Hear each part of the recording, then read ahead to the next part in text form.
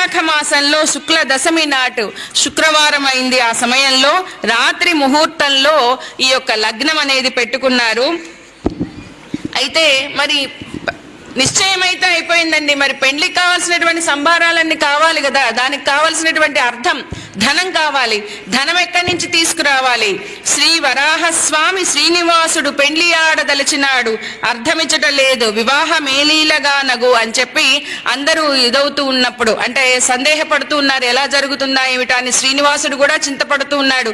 తల్లి అయిన వకులమాలిక చెప్తే వెంటనే శ్రీనివాసుడు ఏం చేశాడట, సూర్యుడిని పంపించి లక్ష్మీదేవిని కొల్హాపురి నుంచి తీసుకొని రమ్మనమని పంపించారన్నమాట. అక్కడికి వెళ్ళి, అమ్మ స్వామి నీ కోసం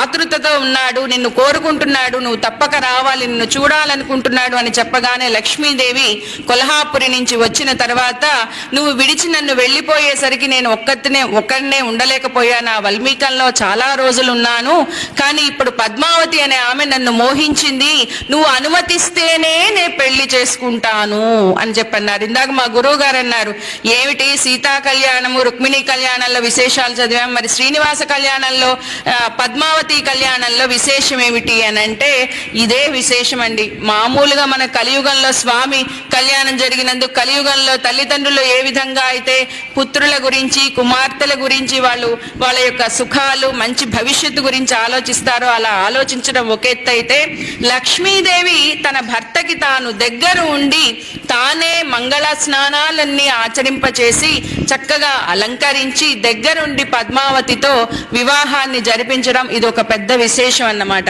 ఇది శ్రీనివాస కళ్యాణం అనేది మనకి కర్ణాటకలో కన్నడ రాజ్యంలో వాళ్ళు దసరా నవరాత్రుల్లో చదువుతూ ప్రతిరోజు బొమ్మల కొలువు పెడతారు. బొమ్మల కొలువు పెట్టి పద్మావతి శ్రీనివాసుల కళ్యాణం చదువుతారన్నమాట.